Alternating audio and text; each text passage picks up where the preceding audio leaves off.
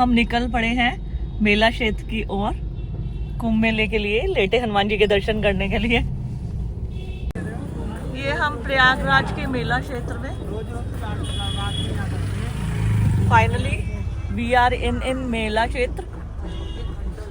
सबसे पहले मेला क्षेत्र में हम आ गए लेटे वाले बड़े हनुमान जी पर, क्योंकि प्रयागराज आए और लेटे वाले बड़े हनुमान जी के दर्शन ना करें ऐसा हो ही नहीं सकता। हम सब ने बड़ी श्रद्धा से दर्शन किए। पांडे जी, वहाँ के पंडित जी मिले, उन्होंने हमें दर्शन कराए। लेटे वाले बड़े हनुमान जी पर हमने दीपक जलाकर पूजा अर्चना की और सभी के सुख शांति समृद्धि के लिए प्रार्थना की। घर से मैं अपना सारा सामान लेकर गई थी, क्योंकि जिस आस्था और श्रद्धा के साथ मैं महाकुंभ आई थी वो बड़े हनुमान जी के दर्शन के साथ हम लेटे वाले पूरा होता नजर आ रहा था। तो बहुत ही अच्छा लगा।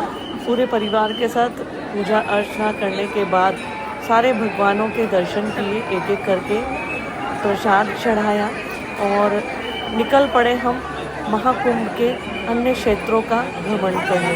तो आइए चलते हैं मेरे साथ महाकुंभ के दिव्य दर्शन करने। हाँ, अभी दर्शन हो गए हमारे बड़े और आप पाठ पढ़ने जा रहे हैं। बहुत भीड़ थी भाई।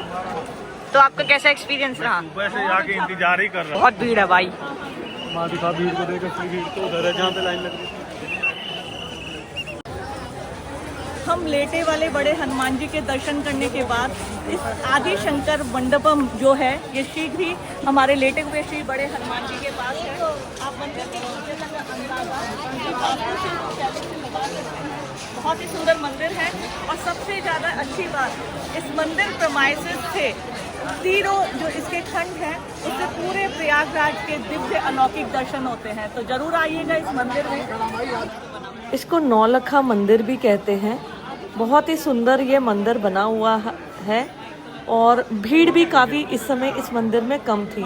तो मेरी आस्था तो इस मंदिर में मेरे को खींच लाई और हमने इसके दर्शन किए। विष्णु भगवान के दर्शन किए। स्वामी नारायण रूप में विष्णु भगवान की प्रतिमा यहाँ स्थापित थी। साथ ही असंख्य शिवलिंग बने हुए थे। चूँकि मंदिर 4 खंडों में 4 मंजिलों में बना था, जिससे पूरे मेला क्षेत्र के भव्य दर्शन हो रहे थे। नमस्कार, मैं उत्तराखंड की बेटी और आज प्रयागराज की बहू डॉक्टर तनु मैम सुशौल वाली आ चुकी है प्रयागराज के महाकुंभ में। और इस समय है हम मेला क्षेत्र में और कुंभ नगरी प्रयागराज में और भव्य दिव्य दर्शन में आप सभी का स्वागत है। तो मेरे साथ आदि शंकराचार्य जी के मंदिर के साथ दर्शन करिए। प्रयागराज के महाकुंभ के दिव्य और महाकुंभ के भव्य दर्शन हो रहे थे। हमारा प्रयागराज का महाकुंभ और देखने में इतना भव्य है। अभी हम लेटे वाले बड़े हनुमान जी के दर्शन करके आए हैं पूरे परिवार के साथ। आकर इतनी सुखद अनुभूति हो रही है कि मैं अब इसको शब्दों में बयान नहीं कर सकती हूँ।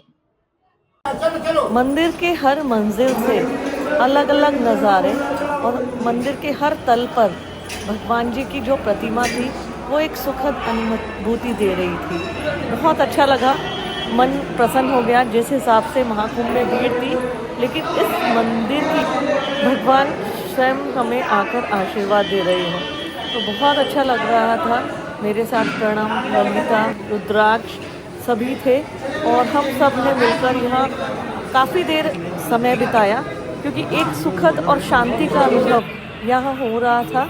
और चूँकि इस मंदिर के मंजिल से हम चारों तरफ कुंभ का नज़ारा ले रहे थे। तो मेरे साथ आप प्रयागराज में मिल सकते हैं। मैं आपको यूनिवर्सिटी गेट पे तुम्हारी तनु मैम सुशौल वाली पहुंच गई है कुंभ 2025 में। तो मैं कल शाम यूनिवर्सिटी गेट के पास अपने सभी उन स्टूडेंट से जो मेरे से ऑनलाइन जुड़े हैं मिलूंगी ज़रूर। तो मिलिएगा मुझसे तनु मैम सुशौल वाली से। मंदिर के प्रमाइसिस से इस दिव्य और महाकुंभ के दर्शन करने से हो रहा था। जो मंदिर की वास्तुशास्त्र की शैली है वो दक्षिण भारत की शैली है और मंदिर की जो आप देख रहे हैं पूरी आकृति उसी शैली में मंदिर का निर्माण किया गया है। तो जब भी आप इस आए प्रयागराज उत्तराखंड से तो इस मंदिर के दर्शन जरूर करिएगा। इसकी भव्यता का अंदाजा इसके वास्तुशिल्प से सहज ही लगाया जा सकता है। पूरे मंदिर अगर आप देखें यहाँ से लेके ऊपर तक भूख लगाई थी और यहाँ पे प्रयागराज के बहुत अच्छे से छोले मिले हैं। हम तो टेस्ट लेके खा रहे हैं, आप लोग भी आनंद लीजिएगा इस मेले का। और मेले का आनंद भीड़ से मत बिल्कुल अंदाजा लगाइएगा, मेले का आनंद खाने से। देख के देखो, कुंभ दर्शन को आए और भूख लगे, देखो यहाँ बहुत अच्छे की तलाश मत करना, इन भैया के ताजे छोले मजा आ गया इनको खा के। और ये ट्रेडिशनल बैना, इसके जो हम कहते हैं बैन से बने हुए पंखे।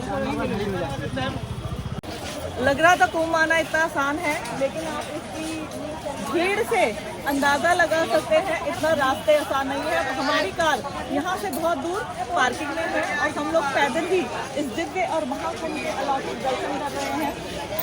भीड़ देख सकते हैं आप, यहाँ से दूरों दूरों तक जहाँ तक आपकी नजर जाएगी वहाँ भीड़ है।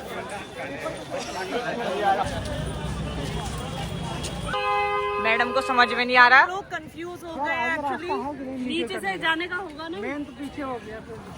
अभी यहाँ पे भीड़ चल रही है, किसी को पता नहीं कहाँ जाना है। इतनी भीड़ में जिसके सिर में दर्द हो जाए ना, ये तेल लगा लेना, ठीक हो जाओगे एकदम। भाई की भी शंकर लाल तेल, तगड़ा तेल है, तगड़ा। मेरा वो है। तो मुझे बड़ी खुशी हुई, मुझे आखिरकार एक दीदी मिली है यहाँ पर। मेरी जो मन की इच्छा थी हमारी पैर रंगवाने की, तो दीदी हमारी पूरा करेगी। तो मैं दीदी से आज आशीर्वाद लेके जाऊंगी।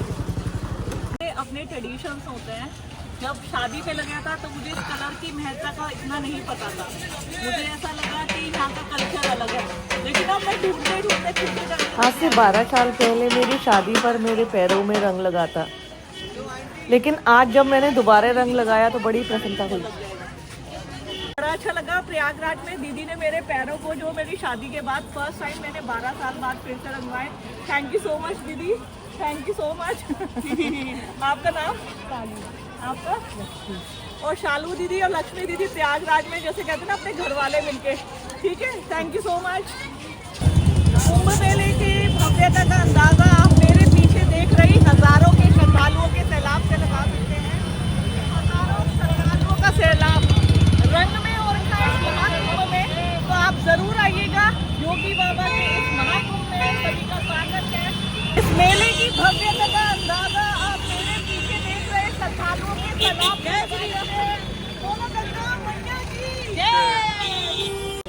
बाबा, वाल्मीकि भगवान की संस्कृत वाली रामायण है? हिंदी संस्कृत दोनों। हाँ, दिखा दीजिए। थोड़े बड़े से अक्षर हो। 2 खंड में आएगी। रामचरितमानस जैसे एक खंड में है, पूरे 7 खंड हैं। हाँ, वाल्मीकि रामायण पूरा होगा ही नहीं। अच्छा, रामचरितमानस एक खंड में दोनों बना दिए हैं। अच्छा बाबा, दोनों में अंतर वही क्या है? रामचरितमानस का जो वाल्मीकि लिख के गए थे, हिंदी अनुवाद किए हैं, 2 खंड हो गया है। हाँ, वो एक ही खंड में था। दिखाइए बाबा जी। हमेशा मैंने रामचरितमानस का पाठ किया और मेरे अंदर जिज्ञासा थी कि मैं वाल्मीकि भगवान द्वारा कृत रामायण का पाठ करूं। तो आज मेरी वो मनोकामना भी पूर्ण होती नजर आ रही थी जब मुझे रामायण का ये स्टॉल मिला। तो मैंने बड़ी प्रसन्नता से, बड़ी श्रद्धा से अपनी इन रामायण को भी ले लिया था। पैदा हुए थे, हाँ, वो संस्कृत में भैया के भी चले गए। हाँ, उसके बाद जब तुलसीदास जी का 1600 अवतार हुआ, तब वो क्या काम किए, वही चीज हिंदी में अनुवाद कर दिए रामचरित। अभी तक मैं रामचरितमानस का पाठ करती थी और आज मुझे मिल गए हैं जो मेरी श्रद्धा और आस्था थी, वाल्मीकि रामायण। और मैंने बाबा जी से अपने दोनों खंडों में है, क्योंकि रामचरितमानस जो मैं हमेशा पाठ करती हूँ वो 7 खंडों में है, तुलसीदास द्वारा रचित है। और मेरे मन की जिज्ञासा थी कि मेरा बहुत पहले से मन था कि मैं वाल्मीकि जी द्वारा कृत रामायण का अध्ययन करूं। तो मैंने आज फिर से पूरी आस्था के साथ इस रामायण को ले लिया है। बाबा जी, बाबा जी, चलो, मन की आस्था श्रद्धा इस रामायण के साथ फिर से पूरी, जैसे कह रही हूँ, इस कुंभ में मेरी सारी मनोकामनाएं पूरी हो रही है। अब मुझे वाल्मीकि वाली रामायण भी मिल गई है। बाबा जी से मैंने 5 सुंदरकांड लिए हैं। कहते हैं सुंदरकांड में अपने छात्रों को कुशाग्र बुद्धि हो, कहते हैं ना, तात स्वर्ग अपर सूर्य गरी तुला, तू भूलना ताहि सकल मिली, जो सुख लब सत्संग में जो सुख है ना वो किसी चीज़ में नहीं है। तो मैं अपने स्टूडेंट को बहुत दिल से ये गिफ्ट करूंगी, इसलिए मैंने बाबा जी से 5 सुंदरकांड भी लिए हैं। हमारा पहला दिन बहुत ही अच्छा रहा कुंभ में लेटे वाले हनुमान जी के दर्शन के साथ।